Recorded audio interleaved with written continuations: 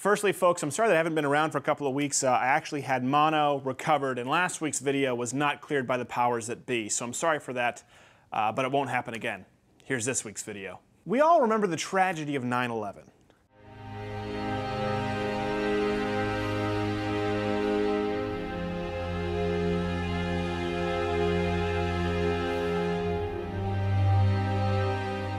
But what if I were to tell you that the tragedy doesn't stop there?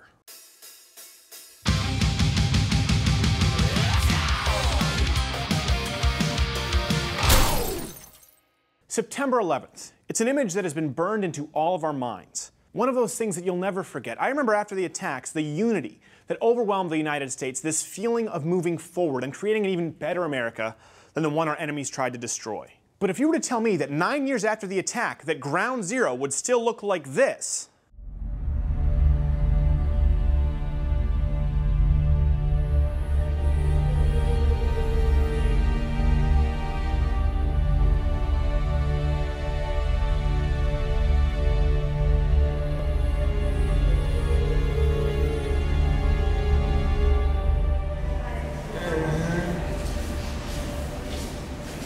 I wouldn't have believed you. I mean, look at it. It's a pit. With all the public funding and hundreds of government employees working round the clock, how does it still look like a prawn concentration camp? Now see, the key word here is public funding.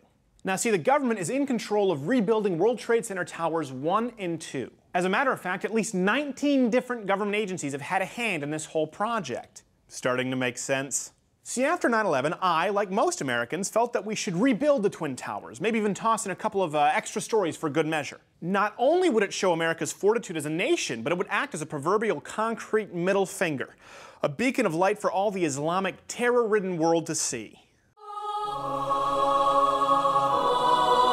But that's just me, folks. See, instead, former governor of New York, George Pataki, decided to host several years of design competitions, which ultimately didn't matter as he overrode his advisors' decisions in 2003 when he awarded the task to architect Daniel Libeskind, who, prior to designing the world's tallest buildings, had no skyscraper experience and actually had never designed anything beyond a few stories. Libeskind, how do you feel about designing the new World Trade Center? Well, I've never actually designed any skyscrapers. That's fine. I'm sure you'll do great. Can you have them the next couple of years, maybe? Never mind. I'll give you 10. You drive a hard bargain, Libeskind. I like that. It didn't really matter because even after years of massaging and tweaking Daniel's plans, New York ended up going with an entirely different design by David Child. No matter, it only set us back a few years. In government time, that's like a commercial break. Of course, much more feasible blueprints, such as the Twin Towers 2 proposed by the more experienced Justin Berzon, did enjoy more support from the American public, but weren't really sexy enough to build. I mean, who wants the same old towers? So after there's been around $20 billion sent to rebuild Lower Manhattan from the feds, Ground Zero still looks like this. All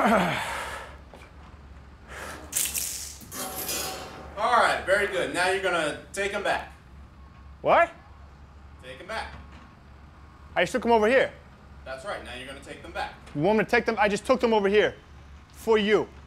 That's right. For you, I took them over here. To take them back. You know what? You got a big mouth. You know that? You got a big mouth. I take them over here. You tell me to take them over here. Now you want to take them back? You want to take them back?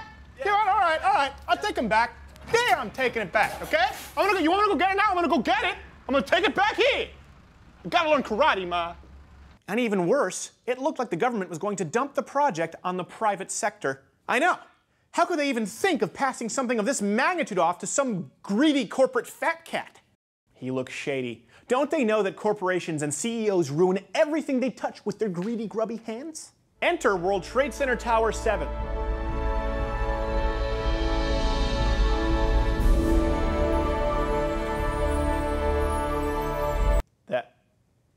That's Tower 7? Well, I'm sure the bastard who built it did so at the expense of others and exploited both the working man and citizens of New York, right?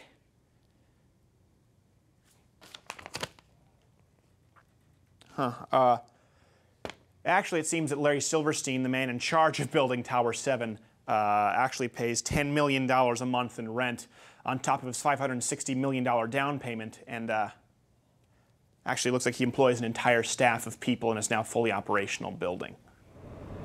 See that? These evil corporate fat cats. Look at this hellhole. Ridiculous. Should be ashamed of themselves. Truly ridiculous. But still, former Governor Pataki and the New York Times vilified Mr. Silverstein as greedy and unpatriotic. Because, folks, patriotism should really look like this.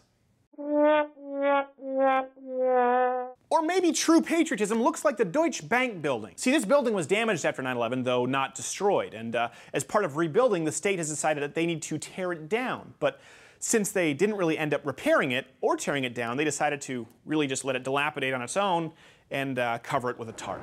I mean, why fix it when you can just put a tarp up?